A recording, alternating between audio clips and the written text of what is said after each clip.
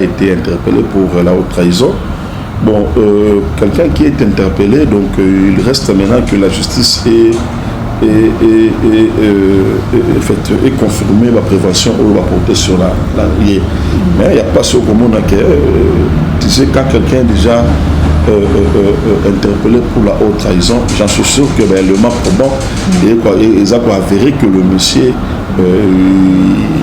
donc il a fait des choses qui n'étaient pas bonnes, des choses qui n'étaient pas bonnes à la République. Donc c'est pourquoi on a mis la main sur, on a mis la main sur lui. Donc c'est la sécurité bandeko que justice n'a biso et éclairé biso réellement qu'est-ce que ce monsieur a fait, parce que la haute trahison c'est une infraction grave, hein, grave. Donc ce qui m'a poursuivi pour la haute trahison. Pourquoi tu sais la guerre en Est, il y a des tireurs de ficelle où il y a des bazanakata, le gouvernement nabiso, nous sous tout bazan la institution, n'a pas nous sous banakati armée nabiso. Petit à petit, tous ces gens-là seront arrêtés.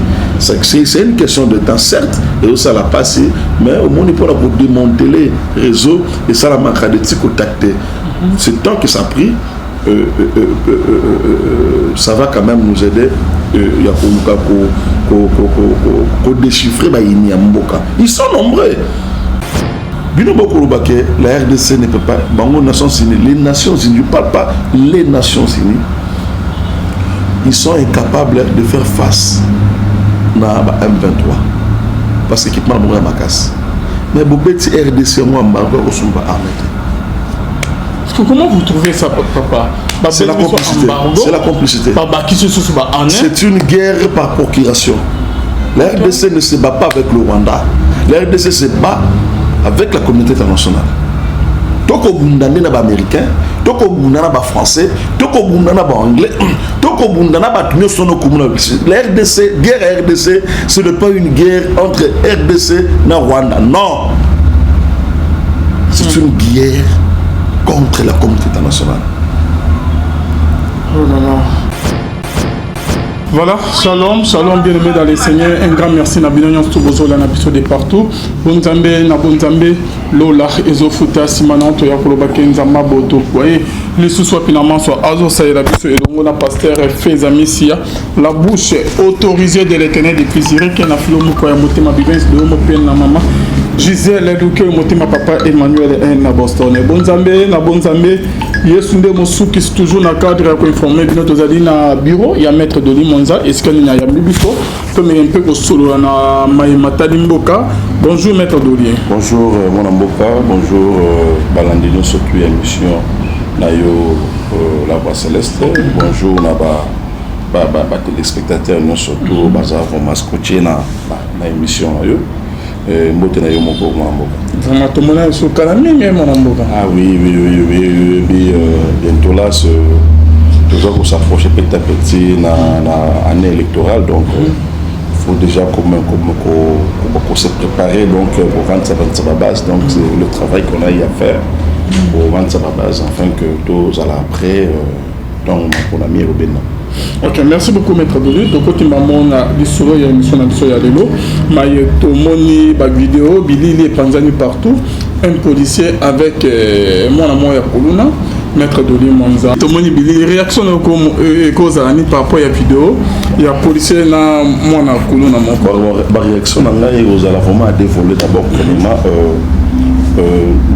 Le chef de l'État et puis nous surtout au Kamboka, Baza communauté à ce que l'incriminalité est prendre vite dans ce qui est le Congo. Nous avons tous vu les images, les policiers a réagi ça qui vis-à-vis de l'agression pour parce qu'il a eu quand même le temps pour mettre Bango à garde.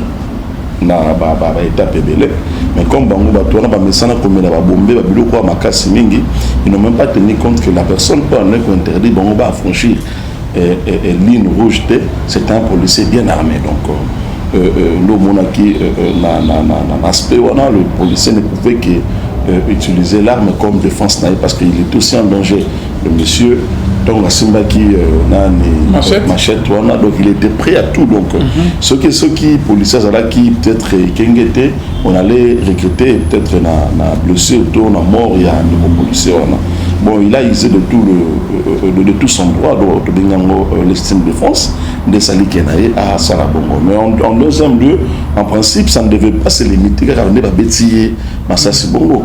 En principe, il fallait à Lukaba interpeller parce que ce monsieur-là, le voir comme ça, c'est un seigneur de guerre côté na Bongo. Interpeller, non, ce n'est pas interpeller et puis mais qui quand même ça comme surtout opération parce qu'il a été bien identifié, il a été bien enregistré dans l'image de mon place donc c'est une histoire il y a famille Mutomona Kimi à côté de l'opération même c'est quoi machette Nicolo il y a tol pour dissiper un peu la preuve et puis pour incriminer la personne. Donc cela prouve que non, il y a une complicité manifeste, donc même le Pangouana où il y a ces réfugiés qui ont, il faut pas le cabas interpeller Batounio surtout afin que tout mec un peu commettre un terme la criminalité n'est remis qu'au prendre finalement parce que les Congolais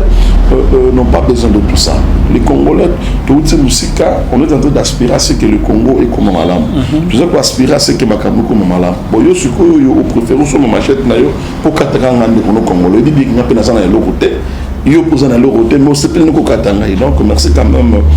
Moi personnellement, je félicite l'acte de bravoure au policier Salaki, mais ça ne devait pas se limiter qu'à il fallait pas interpeller.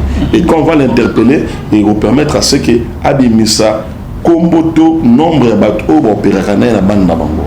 Mais famille n'a pas fini qui va le dire qu'il état des droits de mettre de l'immonza. Non, mais j'ai bien dit au départ que le policier a agi, il a agi en termes de l'estime de défense. Nous avons Congolo Vandi Boye, nous avons agressé. Est-ce que le monsieur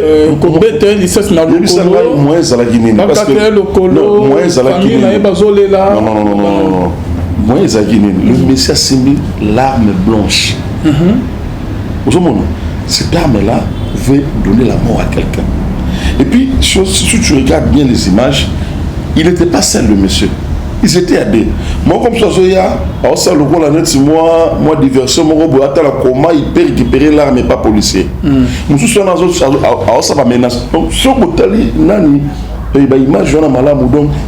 ils avaient une idée à museler policier wana malin qu'il était azaki na ngambo wana te aso nga sima na ngambo côté pour na pesa opportunité na mutaki pembe na talaki ala kola taki noa à tourner derrière. Donc c'était un peu sans terme d'idée. Et pour nous mettre en difficulté leur plan diabolique qu'on a, il fallait maintenant arrêter moi avancement on a passé comme moi. C'était un danger pour lui. Droit de l'homme, tout le monde a qui série opération de Kofi, série à Kanyama, à Téléméla Kiango, comment est-il à niveau qui va porter ma plainte. Série oyo bazo boma su bakulu na te bazoni ebele koleka bazo boma bazo kata ba machette et biso population toza susu na kimia te mettre doli mais côté il y a droit de l'homme on va téléméla toujours parce que yo comme on a réaction na en fait vous devez comprendre une chose. Les droits de l'homme, les arabes pour c'est pour tout le monde. Okay. Mais maintenant, le problème, il y a toute une politique, parce que le cas politique, moi, pour mettre en déroute, pour s'aimer terreur dans le nous avons compris que la stratégie de stratégie et pour y apporter quand même, et apporter dans nos solutions. Tout ça là, et comment voilà, ceux qui avion. Tu t'imagines comment est-ce que ces gens-là réfléchissent. Pour moi, je trouve que la politique à Kanamakase, c'est pas vraiment une grande réussite.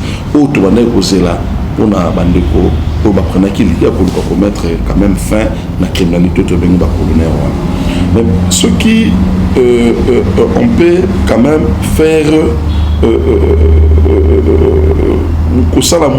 moi shit muke nasima sur l'opération il y a des Kofi. En tout cas cette opération là moi personnellement au départ tout le monde a nous acquis parce qu'on se disait peut-être représailles au Salama et puis règlement des comptes.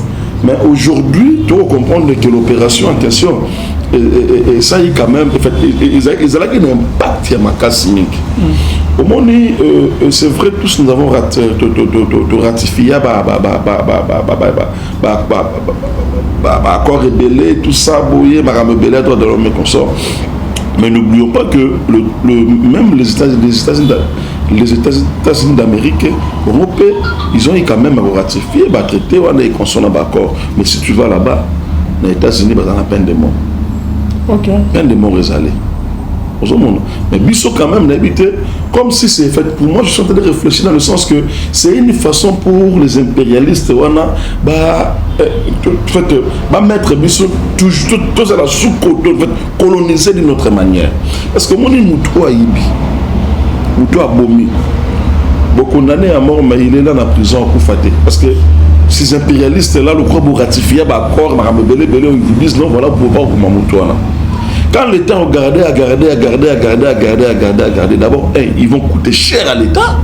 Parce que l'État a l'obligation de nourrir Bango, il y a relié Sabango, il y a le bassin médical et consomme. Quelqu'un qui a tué, peut-être dans la société, on pouvait le mettre déjà à côté, mais vous donnez encore la charge dans l'État pour que l'État. Donc, il commence maintenant à dépendre encore de l'État. Alors que Mouto a causé du tort dans l'État. Vous voyez un peu la difficulté. Ce qui se tu mets en exergue la peine de mort, et il permettre quand même à changer.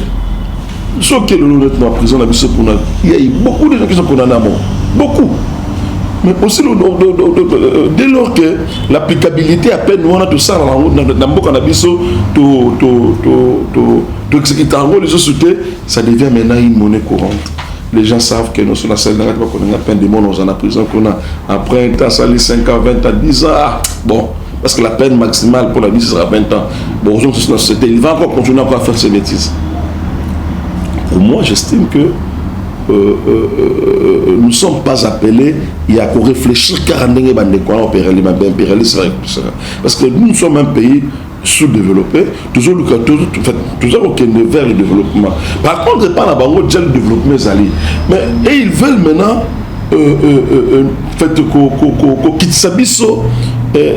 leur civilisation. Non, ça ne peut pas tenir. Nous avons notre civilisation, nous avons notre façon de voir les choses. Eux, ils sont différents là-bas. Mais bien que ça, les États-Unis d'Amérique, le pays développé, pourquoi ça la application à la peine de mort? Parce qu'ils ont compris que la criminalité, comme il faut prendre ascendance, il fallait qu'on éradique. La meilleure façon d'éradiquer, parce qu'il y a des gens qui. Je réfléchis encore dans le cours de la criminologie avec notre fait professeur Kassongo. Il disait toujours, il y a des gens qui sont nés criminels, les criminels nés, au César Lombo, Zaloba. Donc, tout le monde a botamana est criminel, a botamana est, donc, Mobomi. Ata vous prenez, même la société, le qui est transformée, et ces gens-là aujourd'hui, basé belé. Tu imagines même l'image, Joana, mon ina une découvre dans Ebisayo, soldat vous mana arme, a tiré balle dans la chambre. En tout cas, yo, kokadi, au bas, on zone asim. Mais ces gens-là, comment le coup a déjà développé la criminalité dans leur tête? Il est né criminel, il vit dans la criminalité. Vine mobimba, il faut à Salaka Ramabe. Abanyata Mundu quitté, à Kopoussa. Donc, imaginez que Batabongo se pose sur 5, 6, 10, 100. Il n'y a pas plus loin que moi, tu connais les gars. Au commun, on a un kata qui policier, mon robe le. Donc moi, pour moi, je demanderais peut-être à l'autorité pour l'Andabiso, mais un peu qu'on soit en arrière en termes de décision là-bas, il y a qu'on mettre en place l'opération, il y a Oyoyo, Israël qui est géré par la personne du général Kanyama, l'opération de Kofi, de mon avis, c'est un résultat qui est vraiment probant. Que baboma bandeko na biso baleki na yo bandeko na yo na opération de Kofi que ezonga ozo monter que ça déjà ma belle bosso ya na biso papa. Ce n'est pas que parce que je suis avocat, je suis avocat de Koulouner. Je suis avocat bateau peut Koulouner au Salama. Alors pourquoi vous souhaitez que opération de Kofi ezonga comme Koboma? Non. même la Bible dit que tu parles l'épée paiera par l'épée. Ok. Yo ndeko oyebi ke ozali kuluna obomi mutu. Donc yo lingi batu batala ka yo bitoko maboko parce que toi tu es colonaire obomi mutu. Enfin, il y a des choses que tu l'obara mon repère de fois parce que comme dans ma famille n'a bisoté. Le jour où cela arrivera dans ta famille, en tout cas, tu vas aussi te transformer comme Batouana. Parce que le problème c'est un système. Et comme déjà moi, nani cop moro bueno, so na alarde, na baye na ngama bombe na suka moi, mani machette na na temi na point, na robot de batu biloko, na kata batu nani tout ça c'est de suite. Notre souci ce n'est pas que l'État congolais a des meilleurs robots mabatu, mais nous voulons que hémorragie wana ya kuluna o ekomi monnaie courante na mboka na biso, et comme le roi d'être mort gay, moko bono, et comme le roi ma profession, moko be je colonel. Nous ne voulons pas que c'est là et c'est terrorisé. Pourquoi? Parce que risque dans la société. Risque dans tu sais qu'il y a d'autres quartiers aujourd'hui dans la ville province de Kinshasa. Na moyo makasto za nango oko franchir terre. D'ailleurs, il y a des événements au Moniwana. Ce sont des événements ça s'est fait pendant la journée. Et Dieu merci, il y avait un monsieur ou une dame qui était à côté. Il était en filmé. On ne sait pas filmer qui a monté notre monataire. Et tu sais maintenant combien de sacs pareils. Oh, ça la marque. Policier s'est retrouvé. Policier va dire qu'il ne peut pas la médecin alors de Bakoulou, n'a pas la machette. Il est peut-être ça dans Ngondo. Babomier. Je vis ici dans des images passées. Policier, papa policier, il est devenu inapte. Devrons-nous accepter que Batouana, comme le quoi, seigneur de guerre, donc c'est que les images atroces. Et ils veulent ça, ils veulent amener cela dans la Katia capitale. Non, on a tout qui m'énerve. Ce qui déjà, ce qu'ils font là, ce n'est pas la contre agresseur. Aujourd'hui, maintenant, nous sommes en train de décrier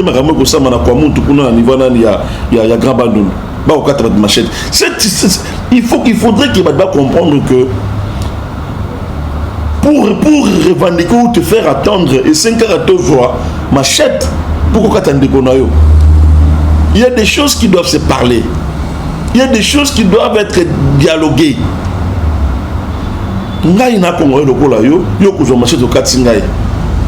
Non, en tout cas je suis pour juriste que je suis avocat na bandeko ba victime ya bakulu na wana je suis aussi les avocats nous appelons avocats na bango donc il est de bons droits que l'État congolais a parce que ma mesure nous surtout ba salio non de kanamaka c'est tout ça boy et ça ko produire impact dans sur le terrain tout sentir en côté et comme nous ne sentons pas cela pas faire recours na opération du conflit.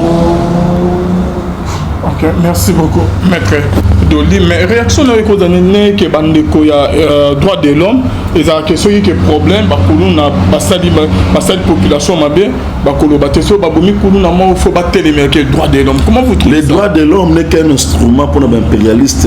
Ils veulent contrôler les Jabati Kabiso na état ya colonisation. C'est ça. Pourquoi ces droits de l'homme on a des crières les États-Unis d'Amérique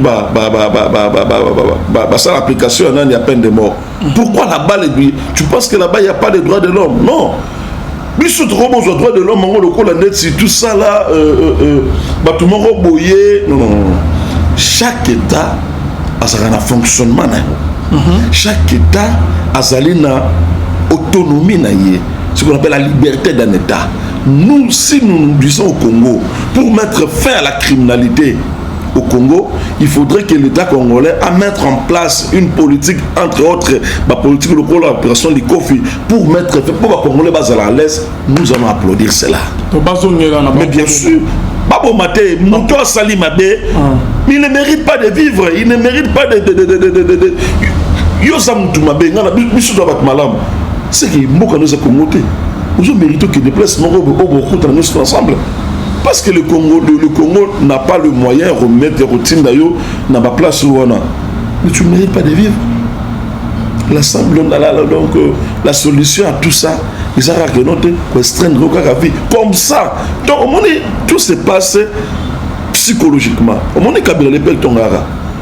Donc, vous allez que nous, tu vas vendre 4, 5, 5 là-bas. On va recevoir tellement. Il y a moi, tu disais, c'est ça là qui. Va oublier tout ça. Donc, tu sais que même film vous paye, ça m'a. Mais quand on a mis, mettre film où on a. En fait, en exergue, mettre en haut en application, ça réussit quand même, il y a pour mettre moi sécurité dans le secteur.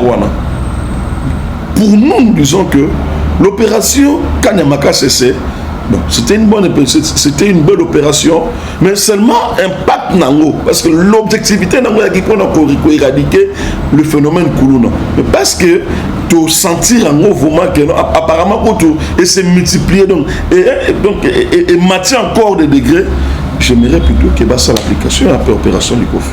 Ok, merci beaucoup maître. Pour nous policier wana asalina bien asalina bien. En tout cas aucun Congolais ou aucune juridiction peut condamner l'acte posé par ce policier. Pourquoi? Parce qu'il était devant un état de nécessité, il était devant un état de crise. Donc la légitime défense, ou la seule façon pour lui, il y a arrêter l'hémorragie, c'était d'appliquer ce qu'il avait fait là. Moi personnellement, je l'applaudis. Le bureau de question est que dans les États-Unis, mais à Saint-Jean, ça c'est bon, on a tout la profil les jeunes. Non, tu sais quoi? Au moment où tu délai, l'État va défier la qualité. Tu ne peux pas défier l'État. Imaginez ce qu'on a mis sur une mission qu'on n'a pas pour nous, on achète des policiers, c'est fini. Tu as vu récemment, numéro 1, il y a la police, il y a Tchango, à Foukami. Pour leur demander pardon à la police, pardon. Tu sais comment est-ce que cela a été interprété? Un officier supérieur à Foukami prononce. Non, aujourd'hui maintenant, imaginez que déjà Foukami c'est déjà officier supérieur,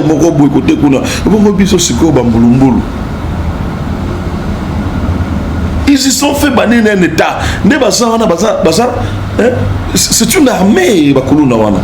Il y a des généraux là-bas, il y a des colonels, il y a des majors. Ceux qui vont tirer un bongo, tu risques de connaître et qu'à tombe mon boye, oh l'État congolais ne sera plus à mesure de gérer tout ça. Il est temps. Il est temps de mettre fin.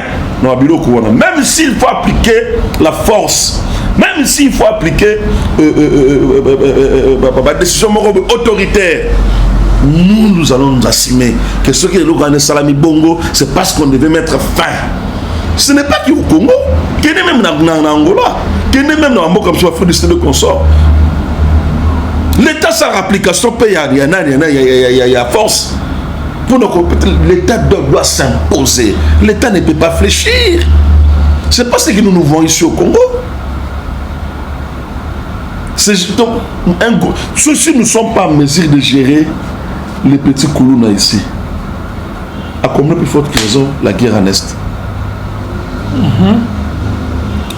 Nous voulons voir notre État, nous voulons voir notre gouvernement, nous voulons voir notre régime mettre fin à Koulouna surtout. Il en est de trop. Il en est de trop. Ndeko, l'Ibostoma Koulouna les Arabes l'ont rabouté comme Ablora Moï. En plein centre-ville. Donc, tout le monde au monde ministre Yves a organisé qui m'a tourné mon robot et tout ça dans le niveau de la Lingua la Kuna. Tu as vu comment? Et puis, c'est pas normal. La génération est sacrifiée. Tout ça, c'est parce que nous avons connu dans le passé un régime irresponsable, le régime Kabila. C'est eux qui arment ces gens-là des Koulouna.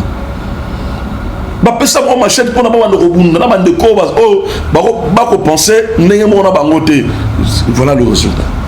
Parce que maître Dodi, on va bien même, papa, policier, na bande on a besoin policier a interpellé non sur le plan du droit bon c'est vrai ce qui est vrai non ce qui est vrai l'interpellation il peut être interpellé mais il va s'expliquer pour dire qu'il était devant un état de crise un état de nécessité qui a appliqué à ça l'application est amenée pourquoi se sauver il ne sera pas arrêté non bon arrêter pourquoi bon arrêter seulement balle nous sommes obéis balle il faut qu'on justifie pour nous ça qui balle pourquoi on ne va pas l'arrêter. Comment Maître Doli Mwanza, bien sûr, que à se défendre, mais il y a un poste parce qu'il paraîtrait que Azali na Mombele kuna bateye na garde ya mon consumo ko adana Mombele moi tout en communé ezate que a surveiller yende à la garde na abattre la raye mais ndeni ye ako donc ake okota na ba affaire ya ba kuluna Maître non mon frère Ndikolongai. Le rôle de la police, c'est de sécuriser les personnes et leurs biens. Il y a des bureau dans la police, à côté, policier comme un monsieur qui a violé mon amour parce qu'il est policier ici, il n'est pas appelé à acte ignoble que ça non, c'était dans cette avenue à Zalakiwana. C'est Babundi Kuluna. Babundi Kuluna basale bakosala. Le monsieur maintenant venait parce que policier en première lieu a interdit ça qui bande connaît mususu bakimaki il est comme yaza général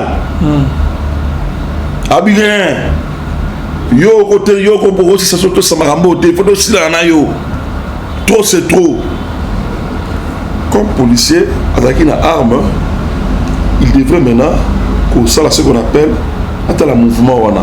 Mais maintenant à comprendre qu'il y avait le message ne faisait que la diversion il était plus dangereux la team noire qui venait sima pour combien d'armes mettons-nous maintenant dans la tête si un de ces colons n'a avec arme ça devait être le massacre cela n'est pas dit que si tu es policier, aux gardes il est policier national. Aza inscrit dans la police nationale. Aza inscrit dans la police non. Au rôle de la police, c'est de sécuriser les personnes. On n'a pas dit de sécuriser la personne, de sécuriser les personnes et leurs biens. Mais Maître Doli Mwanza, apparemment des postes il y a Salaki. Non. Poste n'est place à Salaki. L'acte s'est passé dans cette avenue. Il y a Atelemi dans le Pangouana de Banda. Pour vous maintenant, qu'est-ce que la police-là devait prendre fuite? Oui, il fallait qu'on arrête le Pangouana. Et tant qu'agent de l'ordre, il devait mettre l'ordre. Il ne devait pas rester dans la place où Azalaki. Mais à retirer le monsieur là, il y a un niveau sala, et puis il dit que pousse en athée. Le monsieur là, pour la intimidation, il y a aussi la rabi, pousse en athée. Merci beaucoup, Maître Doli. Parce que la famille a coulé dans le bazole là. Yo moneni. Et là on est au col, on a famille au Québec, on a coulé. Ce sont des complices. Ce sont des complices. Oh le bazole là sous quoi que moi là le ils n'ont que l'air penser mais ils sont responsables de tout ce qui s'est passé là parce qu'une famille sérieuse et responsable ne peut jamais accepter qu'il va vendre un amour à Bango à Kuluna. Ce monsieur là c'est un coulunaire. Nous parlons de coulunaire, c'est parce que pour restreindre un mot comme si Kuluna est différent d'un criminel. Non, ce sont des criminels. Okay. Et le sort d'un criminel est ça auto comme on a. C'est pourquoi dans le lobby, ça ne devait pas s'arrêter car on a acte.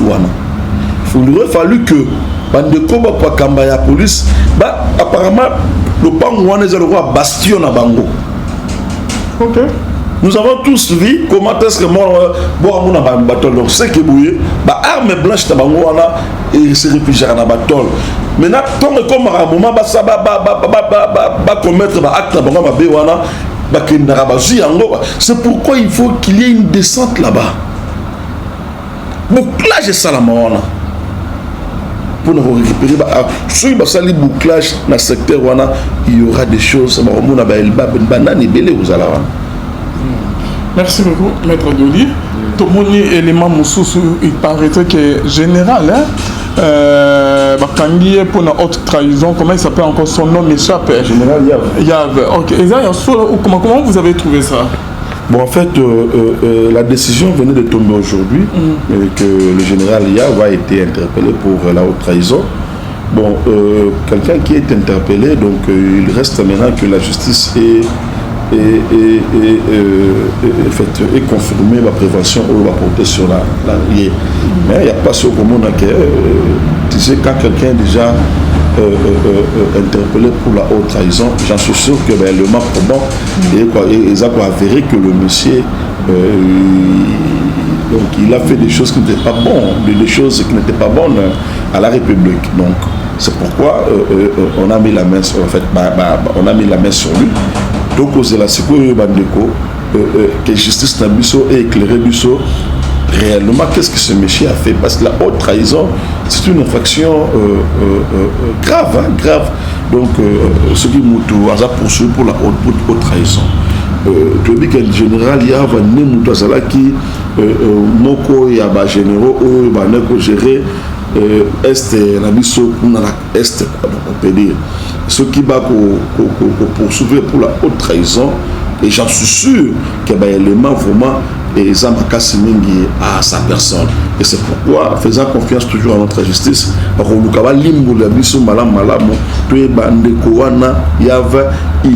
qu'est-ce qu'il a fait pour qu'il soit poursuivi. C'est pourquoi la guerre en Est, il y a des tireurs de ficelles où il y a des bazanakata, le gouvernement nabiso, nous sommes tout bazan institution, petit à petit. Tous ces gens-là seront arrêtés. C'est une question de temps, certes, et ça l'a passé, mais au moins il faut démonter les réseaux et ça la manquera de contacter. C'est tant que ça a pris, ça va quand même nous aider. Il y a pour déchiffrer ils sont nombreux. Ils sont nombreux de Konangaï. La guerre a imposé Bissot par les impérialistes à la complicité de la bande de Congolais. Donc, qu'il nous malin, afin que le peuple congolais a retrouvé quand même une liberté où on ne fait le dans le banc toujours, qui a aussi sa mandat n'a été ce qui est les alliés malamonté. Donc, nous avons tous vu et remarqué que le général Yav a été interpellé. En termes d'acquisition de 60 personnes, les alliés pour trahison. Donc, tout cause la justice Nabiso pour na élibérer Nabiso malam la station. Merci, Maître Doli Mwanza. Surtout toujours le solo est papa Doli. Jusqu'à présent, Bunanganda est toujours occupé par les rebelles M23, Maître Doli. C'est comme si on est depuis que Bakonzamboko est parti mourir en Mokanabiso, tu le sais combien de motos qui ont déjà un an en Moyo, et dans Maboko, il y a des rebelles, il y a des richesses, au juste les années, Maître Doli. Mon question je ne sais pas, tu ne venais pas de suivre récemment secrétaire général des Nations Unies qui t'a reçu mon Malobaki. Alobi, cette guerre de l'Est ici, c'est une guerre imposée par ces impérialistes. Tout n'y est question de France 24. Il était incapable de dire haut et fort que le Rwanda soutient le M23. Les sous pour comment mettre fin à la guerre à Est à redemander l'histoire congolaise. Donc il nous conditionne. On doit négocier avec le Rwanda et l'Ouganda. Et puis il y a quelque chose comme ça que l'on armes oyo na munitions oyo équipement militaire oyo M23 zanango bango ba faire face dans l'autre. Les Nations Unies. C'est comme si le RDC a tiqué devant professeur Naé Bunda. Tu dis que l'on a été, mais solliciter il faut soigner la bateau pour agresser. Aujourd'hui, le Congo est seul. Le Congo c'est bas seul. Et pourquoi Maître Doli Monzake, Sundoli Congo, c'est-à-dire que bango pe bazo profiter na ba richesse na biso na mboka? Non, non. Tu savais que tout a commencé na l'immaturité bandeko ba dirigeants biso na régime Kabila. C'est eux qui avaient signé l'accord du M23 le 23 mars. Raymond Tshibanda signa. Après avoir reçu l'autorisation de son chef qui était Kabila à cette époque, de signer. Il y a un homme qui a mis sur ma cambo surtout.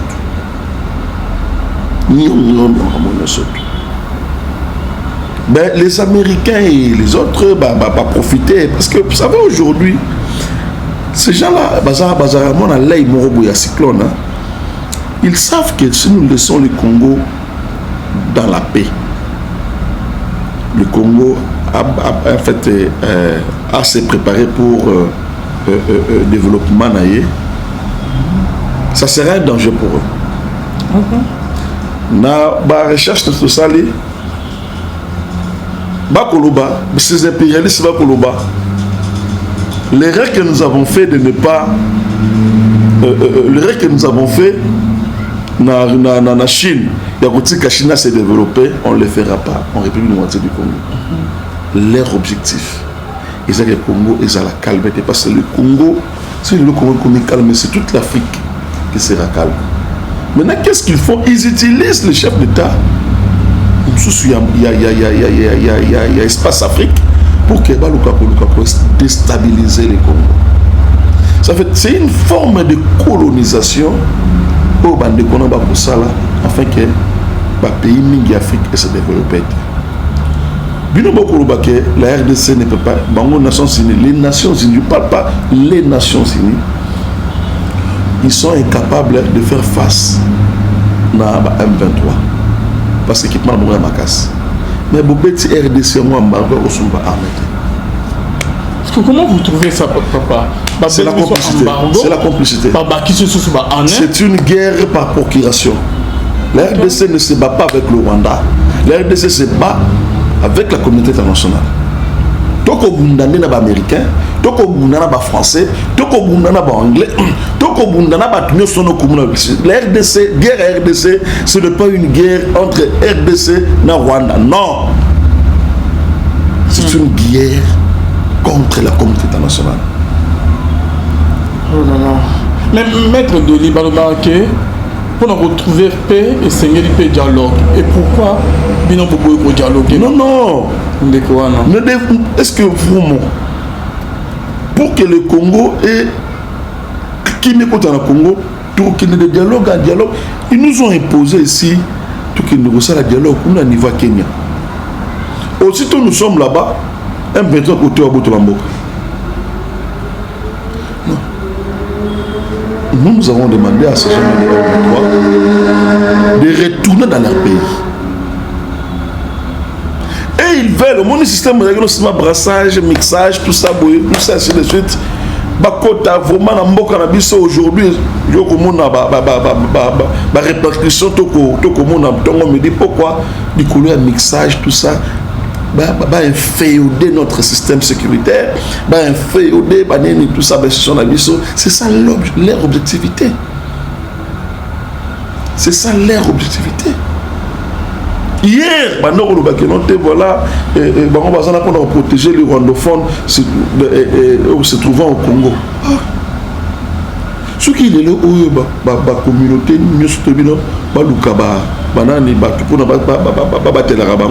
donc, on ne va pas vivre dans cette république.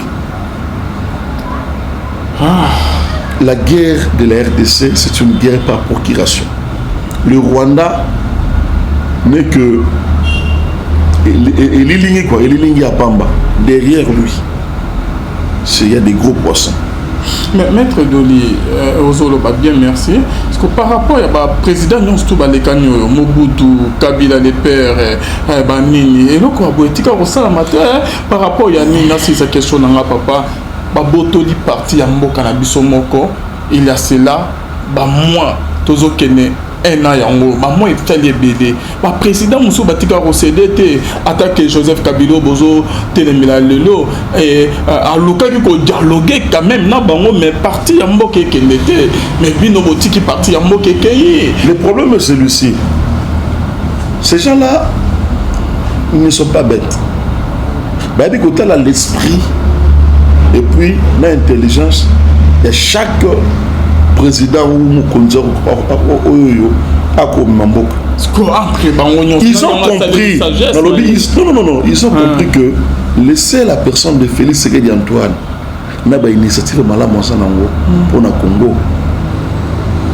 Nous risquerons de voir le Congo décoller. Kabila yi pona bomsambo kata. On appelle les seuls quand même malgré qu'il y a Kabila yi pona bomsambo kata. Mais Artika qui parti en mot que maître Doli. Vous voulez que le président Félix a signé du signal. Le président Félix a signé la EKA bon voilà. À reconnaître Bandekona surtout tout ça à côté de l'armée donc pour vous voulez que tout nous ne pouvons pas demeurer dans des bêtises. Alors que l'erreur est humaine, même vivre dans l'erreur ou persister dans l'erreur, c'est diabolique. Il y a eu des erreurs que ça n'a passé. Mais bien sûr, ils ont signé. Ils ont signé. Le M23 aujourd'hui, hier, que nous avons rwandais. Mais Kabila, comme ça va congolais. Ils se disent congolais. Question dans les articles Kabila, c'est ça maintenant. Bounagana jusqu'à présent sous contrôle il y a M23. Nous sommes agressés. C'est une agression. Kabila voyant que COP n'a pas accord il y a le Mera. Papa n'a été en Andakoya. A signé à la Batouana pour une partie à l'est et revenir à la Batouana. Mais papa n'a pas assez d'accord monté. Place de Ribandaki. Kabila est venu maintenant comme l'air marionnette à interrompre. En fait, finir l'œuvre. Oh, papa n'a pas bouillé qui voilà. Il faut faire reconnaître le M23. Mais Aseda qui peut partir. Non, à reconnaître Bango Siko. Qu'est-ce qui se fait? Kabila est parti. Félix Tshisekedi comment tu vas signer le biloko boy? Batou peut se remonter, ah bourgeois. Même si Félix Té. Yo comment tu vas Zwango? Prédécesseur n'a signé qui était au Zwango. Les habitants au Zwango, tu vous voulez que non, c'est une guerre. Ils seront délogés là-bas. Il y a des stratégies au Salama. C'est une guerre. Vous voulez maintenant que le président Félix Tshisekedi Antoine a accepté les accords bêtises, les accords bidons faits par son prédécesseur. Pour que mon Bakar autant mon madame. Non, mon frère ami. Alors, quelle est la solution de la carte de la RDC ne peut jamais être changée. Pourquoi? Donner la reconnaissance à ces groupes, à ces groupes de M23, vous serez surpris que leur parti au côté de son Rwanda. C'est une guerre. Ils seront délogés bientôt. Par rapport à un embargo, on écoute à lobby de la caméra qui est incapable.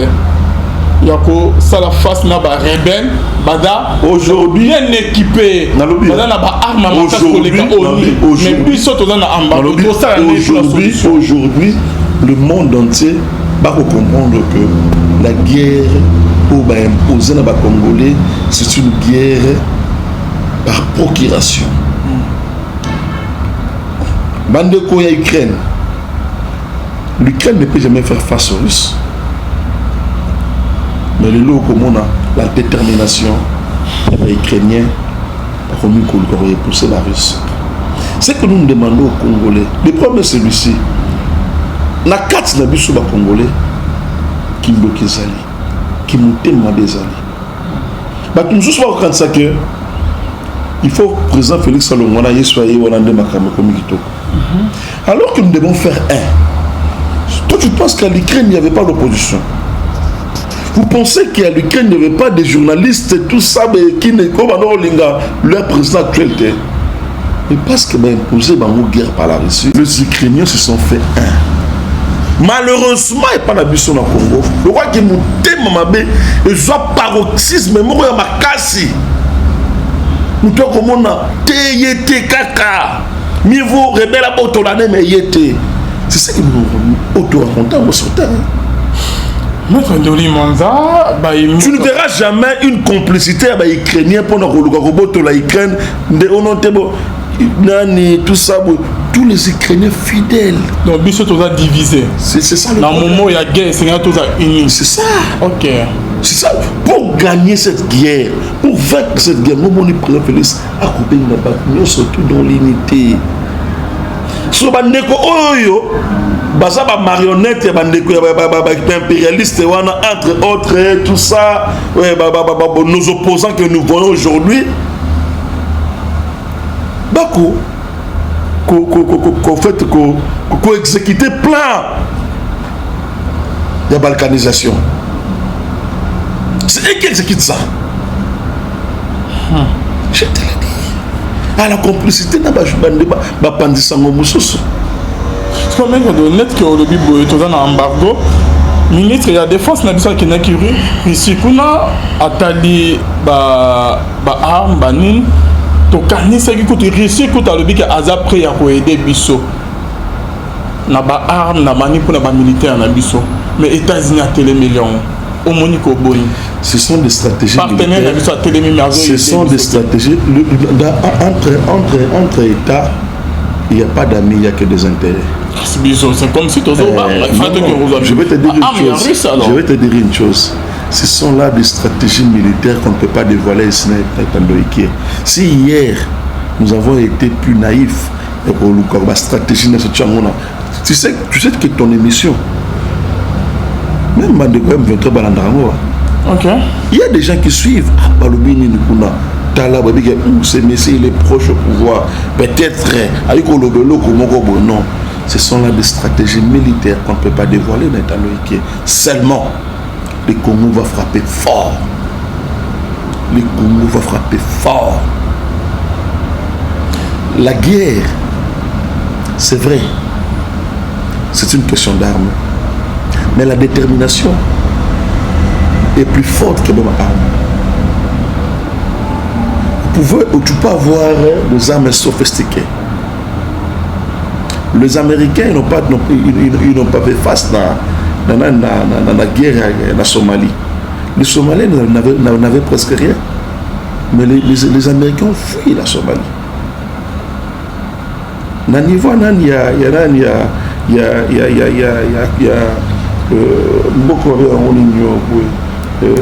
Les Américains, il y a eu bon nombre de guerres.